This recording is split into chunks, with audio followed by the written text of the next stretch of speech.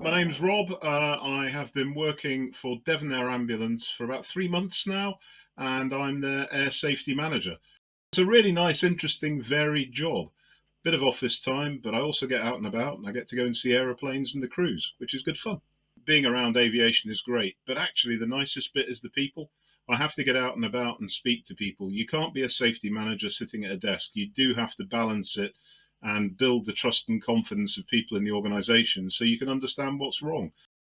At school, I loved sport as well, so I played rugby, played basketball, I was a swimmer. I learned a lot, I think, from sport, which was really helpful. It's great for team building, learning to be a follower as well as perhaps being a leader. When I got to further on in school in my A levels, I chose to do maths, further maths, and physics along with general studies.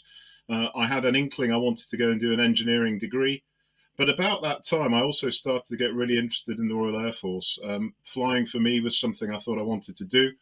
And I was very lucky that I was able to get sponsored through university. So I did an engineering degree, and that then led on to me joining the Air Force. The one thing I would say with the Air Force was they offered me lots of opportunities to develop new skills. I flew C-130 transport aircraft, commanded a squadron, but also did various what I would call desk jobs, office type jobs. In the latter part of my career, that was when I branched into safety, which actually was by accident rather than by design. But I spent 4 years working as a safety regulator. And if you'd asked me when I was younger, in the middle point of my RAF career, whether that was something I'd have done, I think I'd have laughed and gone, no way. For me, it was really interesting. I was a bit reluctant to start. But actually, as I got into the job, I realized two things. One, I really quite enjoyed trying to understand what wasn't right and the things that needed to be fixed. And I also seemed to be quite good at actually understanding the problems. Communication is absolutely fundamental, whether that's written communication or the ability to relate to different people in the organization. In my role, I have to talk to the very top of the shop, to talk to the boss and advise her of the things that are going well and the things that maybe aren't so good so that we can perhaps make changes.